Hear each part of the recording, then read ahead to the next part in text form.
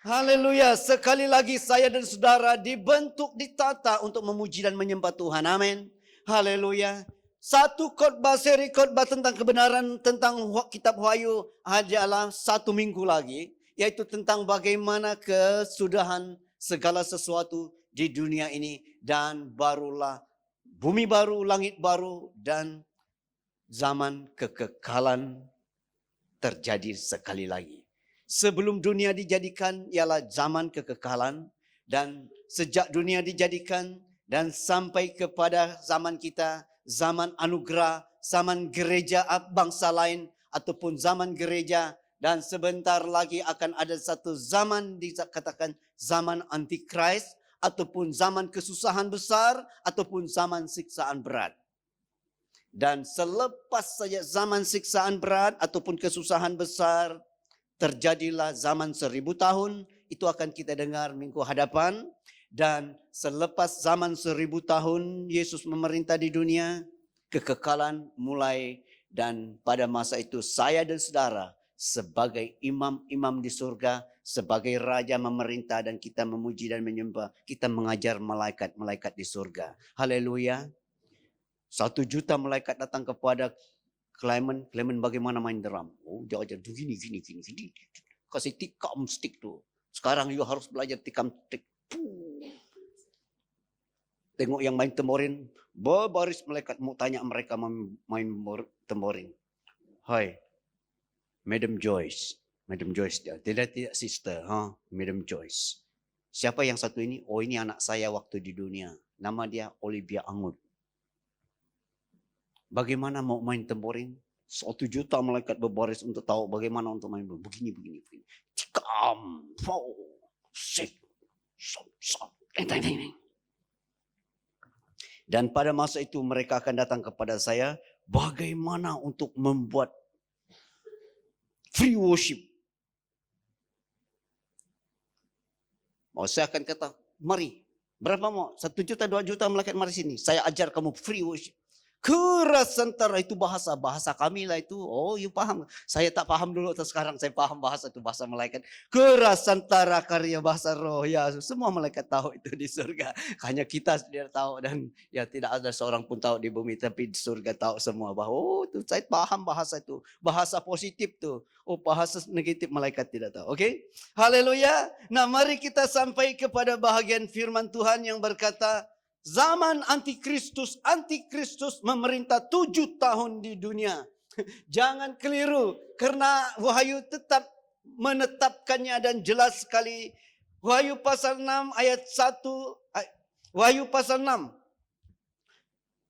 Wahyu pasal 6 ayat 2. Oke, mari.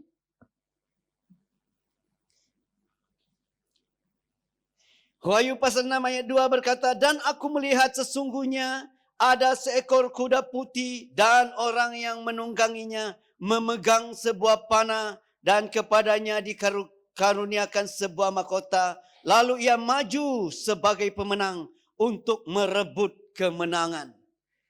Nah, sesudah pengangkatan gereja Tuhan, jangan lupa akan ada waktu dikatakan Tuhan datang. Itu yang orang ajar kita selama ini. Tuhan datang, betul Tuhan akan datang. Itu yang saya dan saudara tunggu. Waktu bila Tuhan datang di awan-awan dan kita diangkat. Waktu pada hari itulah mulai dikatakan, dan aku melihat sesungguhnya ada seekor kuda putih dan orang yang menungganginya memegang sebuah panah, dan kepadanya dikaruniakan sebuah mahkota. Lalu ia maju sebagai pemenang untuk merebut kemenangan. Nah, ini kan penglihatan pada zaman Rasul Yohanes. Pada zaman itu sahaja yang ada. Tetapi pada zaman ini saya mau tanya, siapa yang saya mau tanya di sini? Saya tanya Clement lah, karena Clement yang biasa untuk lecture banyak boleh cakap. Contoh, kalau seseorang datang memerintah jalan di jalan raya, apa yang you akan beritahu kami? Dia datang, dia baru dikaruniakan, baru diangkat menjadi raja, lalu dia datang di jalan raya kita sekarang ini? Apa yang you beritahu? Ada polis traffic kah? Ada kan? Sekarang lah. Kalau time mama, siapa? Abang Jo. Kalau Abang Jo datang di jalan raya macam mana? Polis traffic? Kereta apa? Wow. Dan paling belakang ambulan kan? Nah. Waktu zaman Yohanes dia lihat karena itu yang pada zaman dia, kalau seorang menteri datang, seorang raja datang, pasti dia akan menunggang kuda apa? Kuda putih. Kalau sekarang apa? Kereta mahal. Kereta Raja Brunei, Sultan Brunei lebihlah mahal. Kereta itu otomatis mengelakkan besi. Tahu besi? Kalau kereta mau langgar dan elak ke kiri itu, pergi ke kanan, kiri, elak sendiri. Itu yang orang beritahu kita lah. Dan juga ada kereta yang paling mahal, pintunya terbuka sendiri. Dan ada kereta Proton Saga Malaysia yang terbaru, pandai cakap. Saya rasa Teko ada kan? Betul kan? Ada. Teko bawa Proton Saga merahnya di rumah saya dan mau show bagaimana boleh cakap. Satu kali istri saya mau cakap dan si Clarissa anak Clarence pun cakap. Jawapan apa Proton tu? I am confused. Pandai confused kereta mahal. Nah, pada zaman Rasul Yohanes, dia lihat orang yang dikaruniakan menjadi raja ini datang dan dia menunggang kuda putih. Itu style dan itu budaya pada zaman itu. Tetapi pada zaman sekarang, dia akan menaiki sebuah kereta yang mahal. Dan diiringi oleh apa? Polis traffic. Polis traffic di depan dan polis traffic di belakang. Dan paling belakang ialah ambulan. Wow, semua bunyi. Dan itu kita lihat, oh menteri lalu. Oh menteri datang. Dan pada zaman itu dia kata, aku melihat sesungguhnya ada seekor kuda putih dan orang yang menungganginya memegang sebuah panah dan kepadanya dikaruniakan sebuah mahkota. Menunggang kuda putih khas orang yang menang, yang baru diangkat menjadi raja dan dia memegang sebuah panah. Lambang kejayaan. Panah, okey? Dan dia memegang sebuah panah dan kepadanya dikaruniakan sebuah mahkota. Berarti dia menang dalam apapun perebutan kuasa sebelum itu. Dan sekarang lalu ia maju sebagai pemenang. Dia menang dalam segala perebutan dan untuk merebut kemenangan. Sekarang dia sudah menang dan dia berkuasa atas dunia. Dia menjadi pemenang, dialah yang menang dalam apapun. Di antara bangsa, semua negara-negara antara bangsa, dialah yang menang. Dan dia diangkat mengetuainya.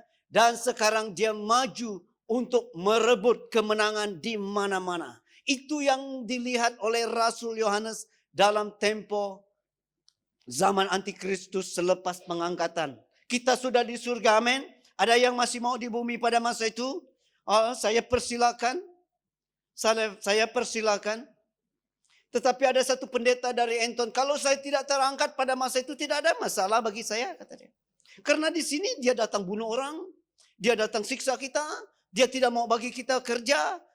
Orang pendeta itu kata itu tidak ada masalah bagi saya. Karena sebelum saya pendeta, saya masuk penjara. Itu hari-hari sampai muka polis pun lejuk tengok saya. Ditumpuk oleh polis, saya tumpuk polis. Dimasukkan dalam penjara dan dikeluarkan. Di dalam penjara, Tuhan lepaskan saya dari penjara. Kalau saya keluar dari penjara, saya tidak mau lagi merompak. Sudah keluar dari penjara, 1 bulan kemudian rompak lagi. Dan masuk dalam penjara lagi, bertobat lagi dalam penjara. Nah dia kata, untuk disiksa oleh orang itu tidak ada masalah. Karena keluar dari penjara itu, dia punya muka tuh lebam kiri, lebam kanan tuh aduh. Dia kata tidak ada masalah bagi saya. Kalau saya tertinggal. Tetapi saya kata, saya tidak mau tertinggal. Saya mau naik ke surga waktu Tuhan datang di awan-awan. Haleluya. Ada yang mau tertinggal waktu Tuhan datang di awan-awan. Haleluya. Ada yang mau? Dipersilakan. Saya benarkan tinggal di bumi. Ya, baru tahu tinggi rentanya langit. Dan karena orang ini datang. Okay?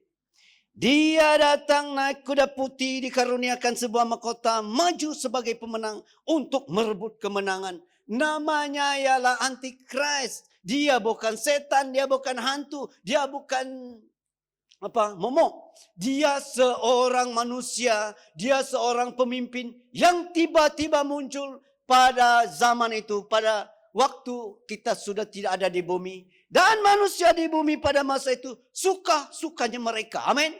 Gereja sudah tidak ada orang yang suka tegur manusia lagi. Manusia jalan suka-sukanya, pakaian pun suka-sukanya lah. Tak pakai seluar kah, perempuan tak pakai bra kah, tak pakai baju, jalan saja. Pada zaman itu, haleluya. Ada yang suka pakai macam itu, dipersilakan selepas Antikris memerintah. Oh, haleluya. Nah, sekarang di US itu terlalu sukar. Di US ada toilet men, woman, dan ada satu tengah-tengah. Unknown gender. Halo? Spesies apa tu? Mas, bagus. Di Malaysia masih ada. Wanita, perempuan, laki. Okey. Kita mau masuk sana. Salah, encik, salah. Pok, salah sana. Bro, salah. Okey. Oh, ini perempuan. Oh, betul juga. Dan di US sekarang sudah ada satu grup. Dan itu unknown. Kita tidak tahu. Nah, minggu lepas saya kata, yang di US macam itu. Tapi kalau di Malaysia, yang saya tahu di Malaysia bahwa sesuai dengan firman Tuhan, lalu Allah menciptakan laki-laki dan perempuan. Dan kalau ada orang yang mau di tengah-tengah di Malaysia itu, saya tanya mereka itu, mau antar ke mana? Oh, antar ke mana? Planet apa dia kata? Marikh. Spesies macam itu kita transport mereka ke planet Marikh. Okey, tak boleh di sini. Kita masih di sini laki dan perempuan. Haleluya. Nah, pada zaman itu manusia memang sukar. Betul-betul ada seorang memerintah, dia betul-betul benci dengan Kristus. Itu sebabnya antikristus. Dia benci dengan kebenaran, dia benci dengan yang baik, dia benci dengan apa yang memuliakan Tuhan. Semuanya dia benci. Tetapi jangan lupa 3,5 tahun pertama dia memerintah. Jangan lupa dia maju sebagai pemenang. Semua orang puji dia. Ekonomi dunia dia pulih dalam tempoh sekejap saja. Masalah-masalah dalam dunia dia pulih sekejap saja. Perbantahan Palestin Israel dia pulih sekejap saja. China dengan US bergaduh dia pulih sekejap saja. Lalu China dan Amerika berdamai. Luar biasa. Itu sebabnya orang mengangkat dia, memuji dia. Itulah dia Antikris, seorang pemimpin. Kita tidak tahu lagi. Orang pikir dari Rusia lah, orang pikir dari Jerman lah, orang pikir kesatuan Eropa lah, orang pikir. Tetapi kalau lihat garis Alkitab, orang itu nampaknya dari keturunan Yunani, kerajaan Yunani, kerajaan yang akan dibangkitkan. Yunani itu apa? Greek, okey?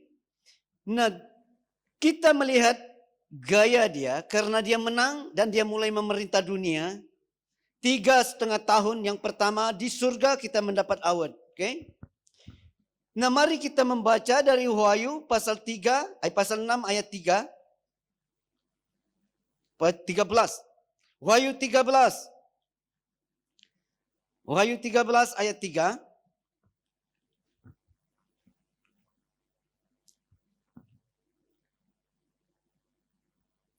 Kita baca dari ayat 1. Wahyu 13. Binatang yang keluar dari dalam laut. Lalu aku melihat seekor binatang keluar dari dalam laut, bertanduk 10 dan berkepala 7, Di atas tanduk-tanduknya terdapat 10 mahkota dan pada kepalanya tertulis nama hujan.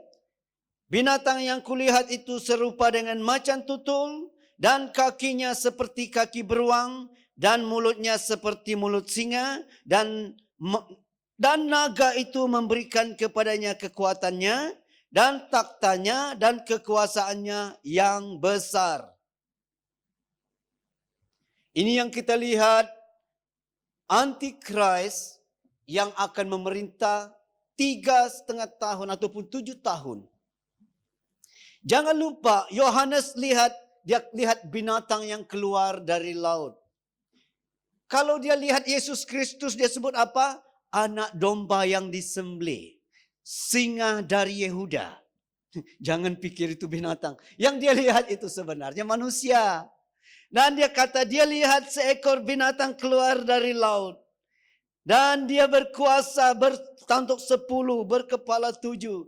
Orang ingat ini dulu ialah zaman Rom. Karena Romawi itu mempunyai 7 raja. Dan lalu kita lihat, dia kata di sini, binatang yang kulihat itu serupa dengan macan tutul. Macan tutul itu apa? Macan tutul itu binatang yang paling cepat.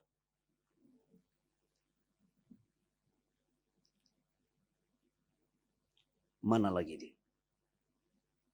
Dan kakinya seperti kaki beruang. Kakinya kuat. Dan mulutnya seperti mulut singa. Kuat sekali. Dan naga memberikan kepadanya kekuatannya dan taktanya dan kekuasaannya yang besar. Itu yang kita lihat. Manusia ini diberi kuasa. Nah, ini 3 tahun pertama dia membuat perjanjian dengan Israel. Kalau kita lihat kitab Daniel, dia membuat perjanjian dengan Israel. Dia membangun bait suci di Israel. Orang pikir dia bagus, orang pikir dia baik. Tetapi jangan lupa, kalau kita lihat sesudah 3,5 tahun, dia mulai memberi color dia. Antikris. Jangan main-main. Itu yang kita paling takuti. Dikatakan di sini, Wahyu 13 ayat 1 sampai 2 tadi, dia mulai diberi kekuatan, kecepatan, dan kuasa. Yang memberi kekuatan kepada dia siapa? Naga, itu iblis. Iblis memberi kekuatan kuasa kepada dia. Dan dia beri taktanya kepada dia. Dan dia beri kekuatan kepada dia. Iblis pernah kata dengan Yesus begini, engkau sembah saya akan beri segala kemegahan dunia kepada engkau. Tetapi kali ini, dia tidak beri kepada Yesus karena Yesus menolak secara mentah-mentah. Dia memberi kepada siapa? Orang yang digelar Antikris ini. Sudah 3,5 tahun yang pertama sudah berlalu. 3,5 tahun yang kedua mulai. Dan disinilah dia akan mulai. Nah, mari kita lihat apa yang dia akan buat 3,5 tahun yang paling menakutkan bagi dunia. Wahyu 13 ayat 16 sampai 18. Kita akan melihat apa yang dia buat. Wahyu 13 ayat 16 berkata, dan ia menyebabkan sehingga kepada semua orang kecil atau besar, kaya atau miskin, merdeka atau hamba, diberi tanda pada tangan kanannya atau pada dahinya. Inilah yang dikatakan ada tanda pada tangan kanan dan tanda pada dahi yang paling ditakuti selama ini. Ayat 17 dan berkata, dan tidak seorang pun yang dapat membeli atau menjual selain daripada mereka yang memakai tanda itu, yaitu nama binatang itu atau bilangan namanya. Ayat 18 berkata, yang penting di sini ialah hikmat. Barang siapa yang bijaksana, baiklah ia menghitung bilangan binatang itu, karena bilangan itu adalah bilangan seorang manusia, dan bilangannya ialah 666. 666. Ini yang kita tahu. Ini yang kita dengar dan ini yang kita tahu. Ternyata Antikris 3 tahun terakhir itu memang sangat-sangat menakutkan. Dia diberi sebuah pedang tadi. Dia datang membunuh. Dia datang, siapa yang tidak menyembah binatang, menyembah dia bunuh semua. Antikris, kerajaannya sangat-sangat menakutkan. Itu yang orang paling takut. Dan kalau kita melihat Wahyu ini, dan di sana ada disebut orang kudus, itu orang Israel, oke? Dan di sana juga kita lihat bahwa ada orang yang dipenggal karena nama Yesus dan juga karena kesaksian mereka. Dan ternyata ada orang Kristen pada zaman itu. Tadi kan sudah terangkat kan? Ternyata masih ada orang Kristen pada zaman itu. Kenapa masih ada? Karena begini, ada orang Kristen yang on and off cinta Tuhan. Orang kata kita percaya pada Tuhan, yes. Tapi hidupnya jauh dari Tuhan, hidupnya semua hantu setan. Contoh, Tuhan berkata biarlah hidupmu kudus. Tetapi orang Kristen ini setiap hari dia mabuk. Mabuk dan minum mabuk. Dan ketahuilah, jangan-jangan pada waktu pengangkatan engkau antara manusia yang tidak terangkat. Halo? Halo? Dengar tak? Dengar? Ada dengar kau? Dengar? Takut sih? Takut. Dia kata Kristen, tetapi hidupnya jauh dari Tuhan. Semua hal-hal yang Tuhan tidak senang dia buat. Pada waktu pengangkatan engkau kemungkinan besar tidak terangkat. Haleluya. Haleluya. Tidak terangkat. Aduh. Dan ada orang dia pernah dengar dari keluarganya bahwa percaya kepada Yesus tapi dia tidak mau percaya.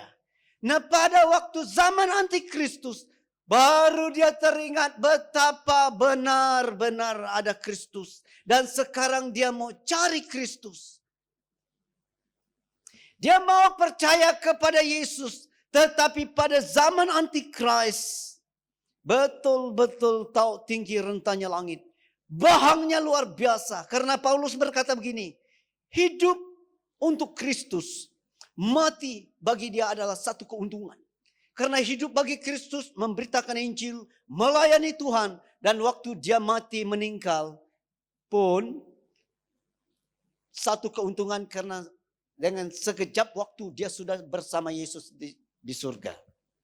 Tetapi pada zaman Antikris, hidup adalah keuntungan. Terbalik kan? Tadi hidup untuk Kristus, sekarang hidup adalah keuntungan. Dan mati adalah untuk Kristus. Kalau engkau mau mati, kamu mati harus mati karena percaya Yesus. Kalau kamu hidup, itu adalah nasib hidup. Karena pada zaman ini dikatakan ini adalah zaman siksaan berat. Belum pernah terjadi seperti itu sejak dunia dijadikan. Dan tidak akan ada lagi selepas itu. 7 tahun saja. Siksaan berat dari siapa? Dari kerajaan Antikris yang membenci Kristus. Membenci iman Kristen, membenci yang benar. Tetapi jangan lupa Yesus berkata itu adalah satu kesusahan besar. Jangan keliru. Siksaan berat dari Antikris yang memerintah dunia. Dia bunuh saja.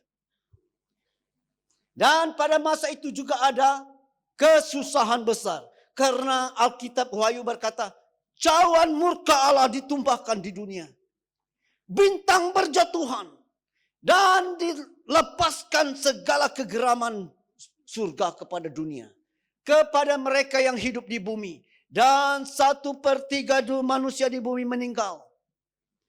Penyakit sambar, semua penyakit maut datang. Dan pada zaman itu, untuk membeli 1 kilo beras, itu sangat sukar. Makanan sudah tidak ada. 1 kilo beras harganya gaji seorang yang T20 tahu? B40, BM40, apa lagi? T20. Itu yang kita selalu dengar lah kan? Untuk membeli 1 kilo beras memerlukan gaji sehari T20. 200 ringgit membeli 1 kilo beras. Itu pun semua orang berbaris.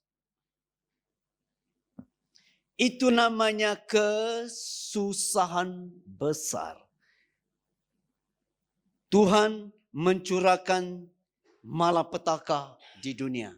Karena orang-orang yang tinggal di dunia pada zaman itu ialah orang yang membenci Tuhan. Orang yang mencintai iblis dan pekerjaannya. Dan orang yang membenci Tuhan tinggal karena orang yang mencintai Tuhan terangkat. Dan Tuhan bantai habis segala kemarahan dan kegeraman. Haleluya.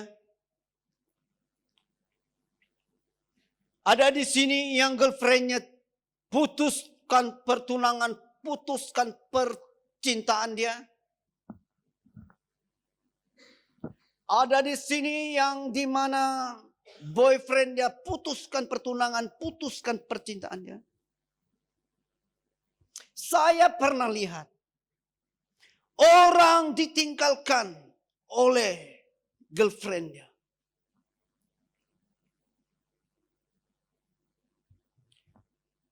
Sampai air-air dan batu-batu dekat kebun mereka itu dibongkar-bangkir tuh. Dikasih toba lagi. Betapa marahnya. Bencinya. Maka keluarlah kalimat begini. Kalau sudah terlalu benci, ratu jadi hantu. Amin. Haleluya. Tetapi kalau sudah terlalu cinta, tai ayam jadi coklat. Biar aku mati bersama. Sampai akhir hidup. Kalau saya pergi dulu, saya akan tunggu kau di pintu gerbang surga. Tapi bohongnya luar biasa. Macam mana mau masuk surga kalau selalu tipu? Mata keranjang lagi. Halo, mata keranjang tak masuk surga. Amin. Cakap dengan kawan sebelah, bro, mata keranjang tak masuk surga, bro. Jangan pandai-pandai buat ayat sendiri. Sis, mata keranjang tak masuk surga, sis. Haleluya. Oh Tuhan. Nah, hati-hati yang mata keranjang. Itu sebabnya pada zaman saya muda, saya fokus sahaja.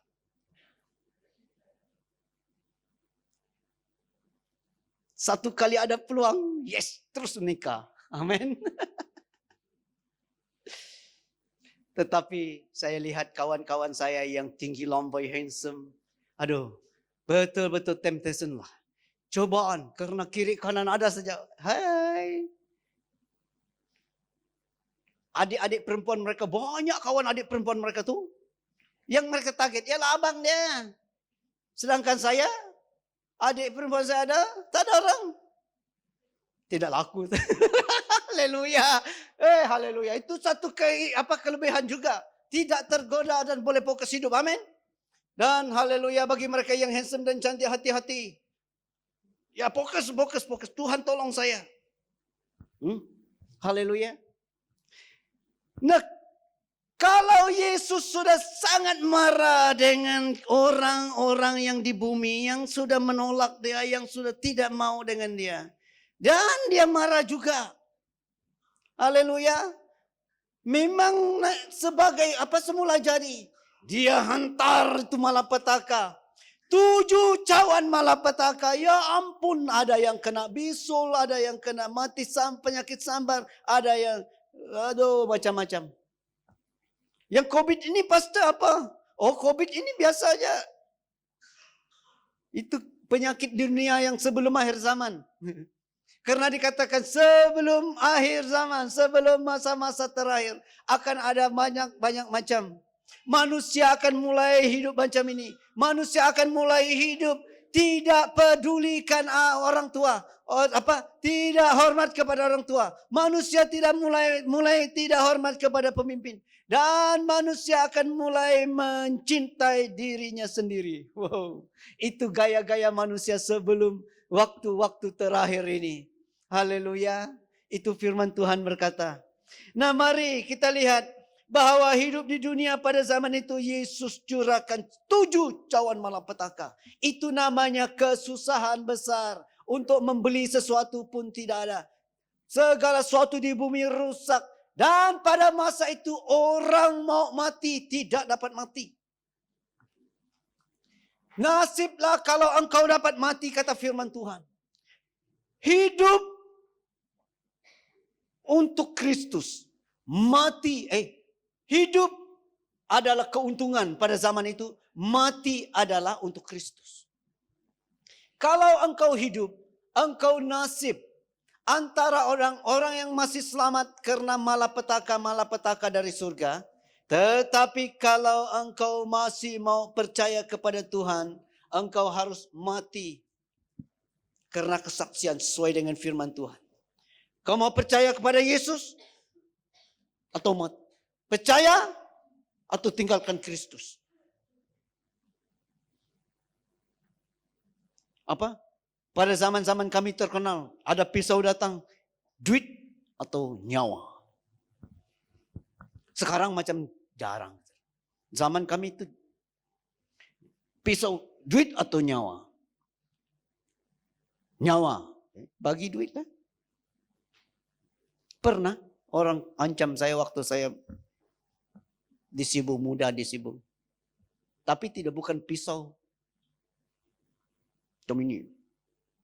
Sudahlah dia tinggi, tengok saya bawa lagi. Nyawa atau duit? Saya kata nyawa. Saya bagi. Saya cari-cari di kocek saya hanya RM1.20. Nah. Dengan bangganya dia pergi. Ternyata itu orang apa? Mabok. Kalau saya tahu dia mabok, saya kasih antam dia. Tapi sempat juga berpikir mau tumpuk orang. Kita ini kan pemimpin pujian di gereja. Nanti terkenal, pemimpin pujian bertumpuk. Aduh ya ampun. Ya, sabar sajalah, sabar kan? Sabar bro, sabar. Dan begitulah nyawa Yesus atau nyawa. Yesus tar. Kita lihat di Timur Tengah, tar. Tembak-tembak. Dan kalau kamu mati adalah untuk Kristus. Oke? Nah, kalau kita lihat di sini, dia katakan pada zaman itu manusia tidak dapat menjual dan membeli. Ini yang kita dengar kan? Dan dia kata siapa yang mau menyembah dia diberi tanda pada tangan kanan dan juga pada dahi mereka. Dan hanya dengan tanda itu saja mereka boleh jual dan beli. Dan di luar itu orang lain tidak dapat berjual beli. Betul-betul antikris memerintah dan menakutkan sekali. Sekali lagi jangan keliru. Dari satu pihak antikris menyiksa, membunuh dan menghancurkan. Tetapi dari surga ada 7 malapetaka, cawan malapetaka Allah datang hantam. Dilemparkanlah malapetaka ke bumi oleh malaikat. Tergoncanglah dunia, terbelahlah gunung, dan laut pun tergoncang. Betapa mengerikan. Kamu hidup dikejar-kejar oleh manusia kerajaan antikris. Dibunuh sana sini. Dan kalau kamu masih tertinggal hidup. Dan malapetaka dari langit datang. api dari langit, malapetaka, gempa bumi terjadi, sakit, penyakit terjadi. Dan itu cukup dikatakan kesusahan besar. Tidak ada kesusahan seperti itu sejak dunia dijadikan. Dan sesudah itu tidak akan ada. Hanya 7 tahun sahaja. Itu yang kebenaran kitab Wahyu sebut untuk kita. Karena kita lihat di sini. Kalau kita lihat ayat 6. Wahyu 13. Mana saudara? Wahyu 13 ayat 5. Tidak ada di sini ya. Tidak ada. Tidak ada kan? Oke. Saya baca bagi kita. Wahyu 13 ayat 5 berkata. Dan kepada binatang itu diberikan mulut yang penuh kesombongan dan hujat. Kepadanya diberikan juga kuasa untuk melakukannya 42 bulan lamanya. 42 bulan itu berapa? Berapa tahun? Ada yang pandai kira? Coba kira dengan yang ada handphone. Matematik kalau di luar handphone sudah KO dah. Berapa? Berapa tahun? 42 bulan. 3,5 tahun. Sudah ditulis oleh Wahyu. Berapa lama dia menghujat surga. Betul-betul dia lawan surga kali ini. Itu 3,5 tahun kemudian yang terakhir. Dia habis-habisan lawan surga. Dia bagi taktanya kepada manusia. Dia bagi kuasanya. Dia bagi kekuatan. Dan orang itu betul-betul macam iblis. Macam iblis, tahu? Macam iblis. Apa yang kita dengar selama ini, ada iblis datang kepada Tuhan Yesus. Tuhan Yesus, ini kartun, bukan dalam Alkitab. Orang membuat kartun dan iblis datang kepada Tuhan Yesus. Tuhan Yesus, saya mau pencen. Pencen apa? Aduh, manusia sekarang sudah pandai dari saya. Mereka yang mencuri, dia berkata, iblis yang suruh saya. Padahal saya tidak suruh. Mereka merombak bank, mereka kata waktu hakim tanya, kenapa merombak bank? Iblis suruh saya. Saya tidak ikut serta. Tak ada kaitan saya dengan itu. Ternyata mereka lebih pandai dan mereka besut saya. Sekarang saya pencen sahaja. Itu katun. Tetapi kali ini dia betul-betul bagi taktanya kepada manusia ini. Namanya Antikris yang kita sebut. Dia bagi kekuatan dan dia bagi kuasa. Orang ini betul-betul luar biasa. Dia membuat patung, dia boleh membuat patung itu hidup dan bercakap. Dia boleh menghidupkan manusia. Dan betul-betul hantu setan. Karena semua kuasa dan takhta iblis berikan kepada dia. Dia tampil dengan luar biasa. Dia akan melakukan tanda-tanda ajaib dan menyesatkan manusia di bumi ini.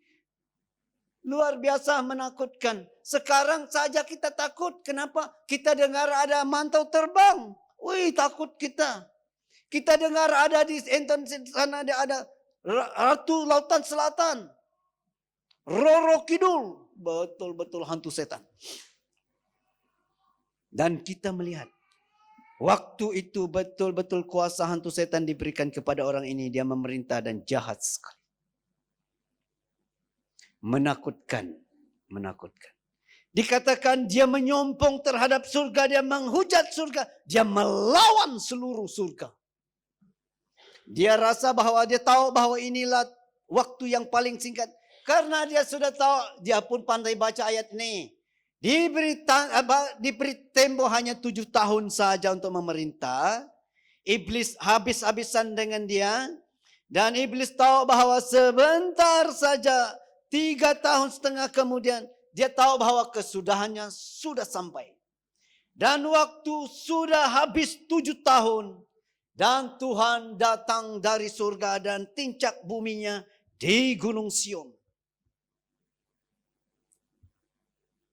Memerintah selama 1000 tahun di bumi.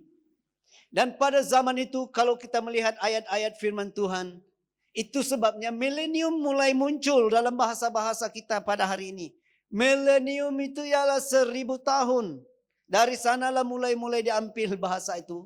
Dan generasi milenium. Oh, generasi 1000 tahun tetapi jahat dan tidak mampunya luar biasa. Pada zaman itu, zaman 1000 tahun manusia akan hidup aman, damai, tentram, sendosa selamanya. Kembali seperti zaman pada masa Taman Eden. Anak kecil bermain dengan ular kobra tidak dipatuk. Bayi bermain dengan singa tidak diganggu.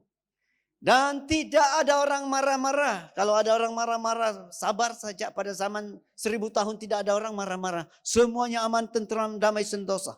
Haleluya. Sekarang saja nyamuk. Ting apa?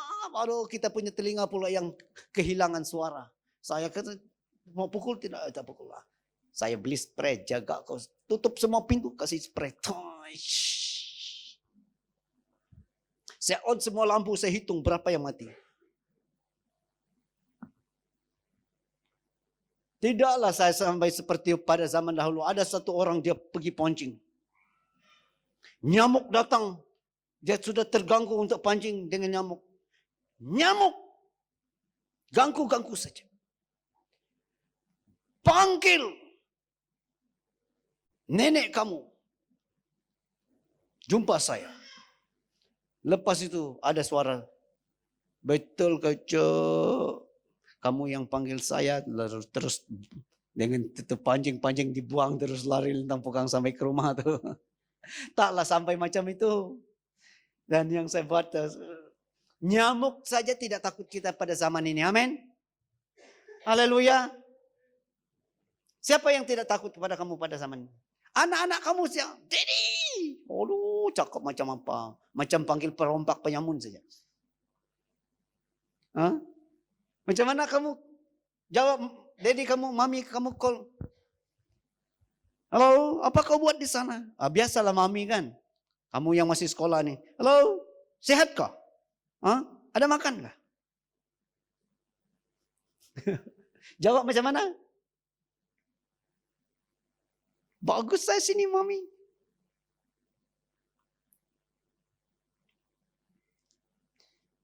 Dan apa? Keadaan hidup pada zaman ini betul-betul tidak aman.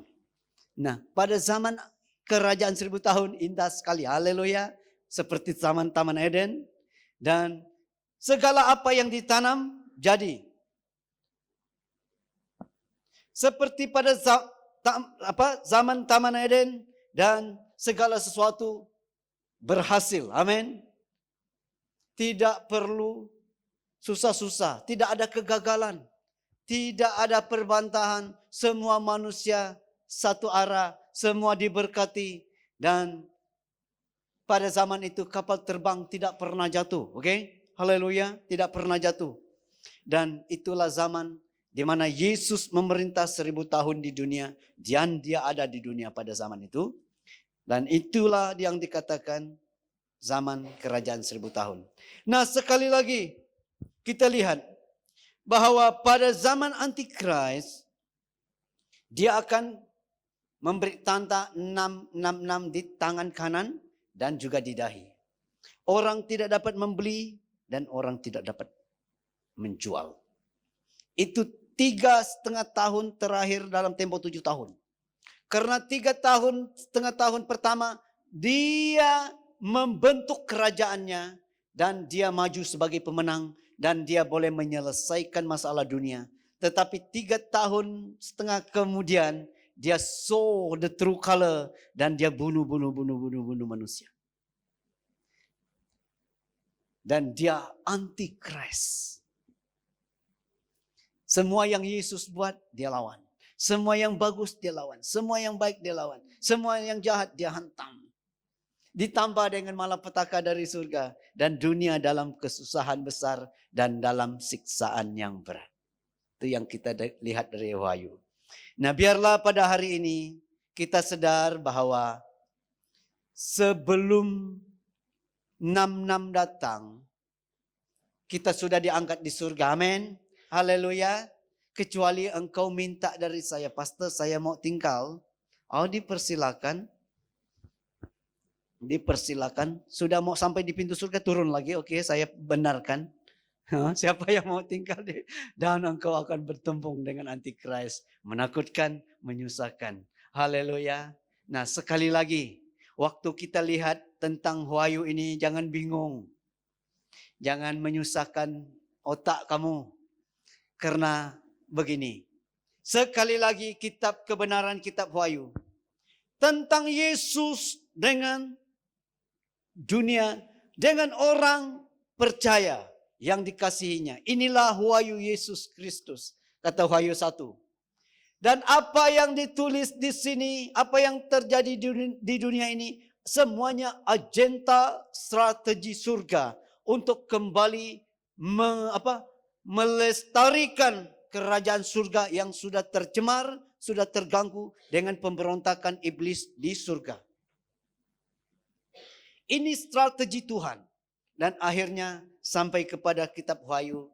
Dan jangan lupa bahwa saya dan saudara ada di dalam tangan Tuhan. Orang yang dikasihi Tuhan, amin. Karena begitu besar kasih Allah akan isi dunia ini. Sehingga ia mengaruniakan anaknya yang tunggal. Supaya setiap orang yang percaya kepadanya tidak binasa. Melainkan beroleh hidup yang kekal. Yohanes 3 ayat 16. Dan Tuhan tidak pernah berubah. Haleluya. Haleluya. Dalam apapun keadaan, jiwa saya tenang. Amin. Jiwa saya tenang. Karena apapun yang menakutkan, Tuhan tetap di pihak kita. Amin. Haleluya. Haleluya. Haleluya.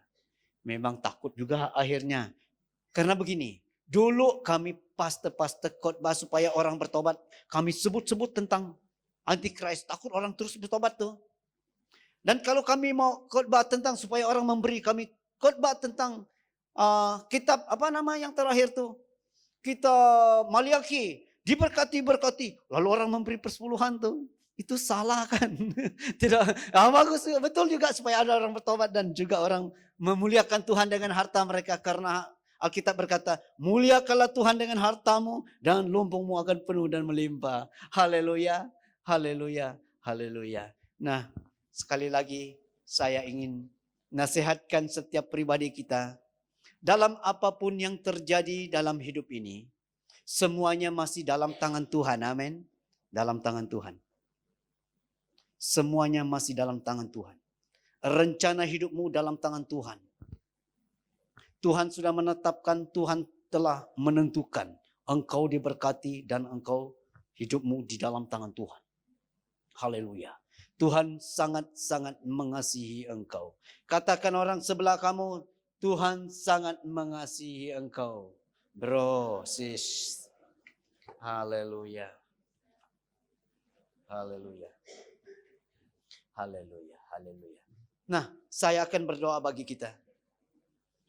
Haleluya. Terima kasih Tuhan. Pada hari ini kami belajar tentang kerajaan antikris pada masa-masa yang akan datang dalam kitab Wahyu. Walaupun kami tidak mengerti banyak, tetapi kami dapat melihat bahwa tangan Allah tetap berkuasa dan tangan Allah tetap memegang segala kendali dan kuasa Tuhan tetap menang di dalam segala sesuatu. Sekali lagi Tuhan, biarlah namamu dipuji, dihormat dan dimuliakan. Dalam nama Yesus kami berdoa. Amin. Amin.